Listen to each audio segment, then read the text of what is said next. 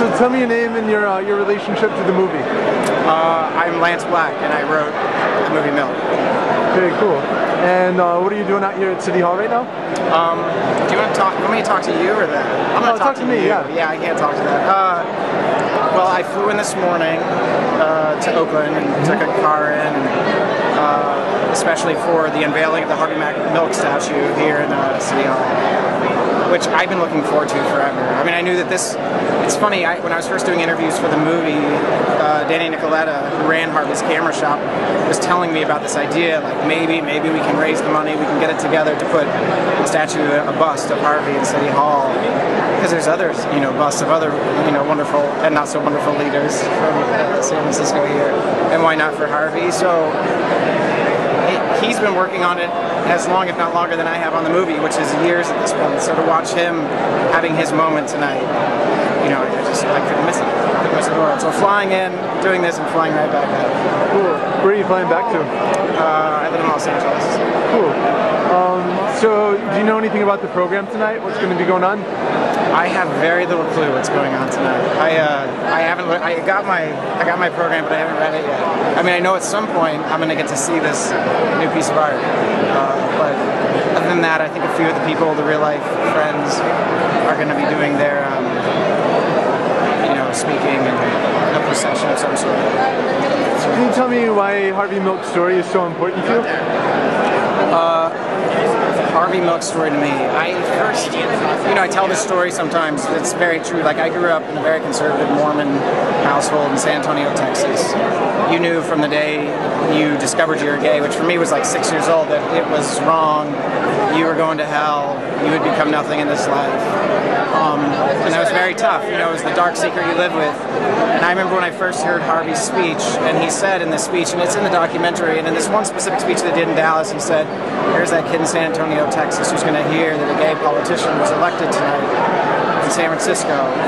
And he's got two choices. He can either come to San Francisco, or he can stay in San Antonio and fight. Well, I chose to come to San Francisco, which might have been the cop-out and the more fun thing, but what it did do, which was his bigger message, was that it gave me hope. And it was hope that I would be able to do something with my life, that I had meaning, that I had purpose, and that I had value, something that at that time, in the culture I grew up in, didn't exist. So, you flash forward 10 years and I'm in the film business and there still hasn't been a movie about it, the story hasn't been told. And I do think that a lot of kids in the country, maybe not in Los Angeles or San Francisco as much, but they need to hear that. They need to hear that they have value, and they're still being told in their churches and in their schools and by their parents that they don't. So I'm hoping that Harvey's message can live on again in this movie. And that was really the driving goal behind. That's what motivated 4 years of intense research and work, without financing and without a studio, to try and get the film together, to get that message back out there. Do you think that the statue will change the way that business gets done in City Hall?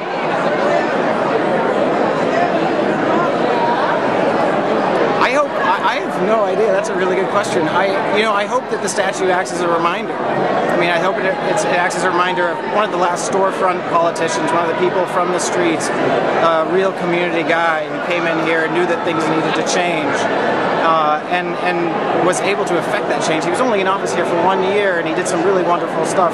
The first gay rights, ordinance for this city to make sure that gay people could not be fired, and then the work that he did on Prop 6 from the City Hall to make sure the gay teachers across the state kept their jobs. Like, I hope that it does act as a reminder that the folks who are doing their jobs here are doing it knowing that there's that connection to community that we don't always find in politicians these days that Harvey had. Anything else you want to share? No, I don't know. I'm going to get like 2 more of these because they're fantastic. And I had no idea that Danny could put together such an amazing event. Like, this is really over the top. Like, I hope you're catching, like, I mean, what a diverse, amazing crowd. You know that Harvey right now is like up in heaven, laughing his ass off, knowing that he's going to have a statue up there right near Dianne Feinstein. That's one of the funniest things I've ever heard, and God knows he's laughing his ass off.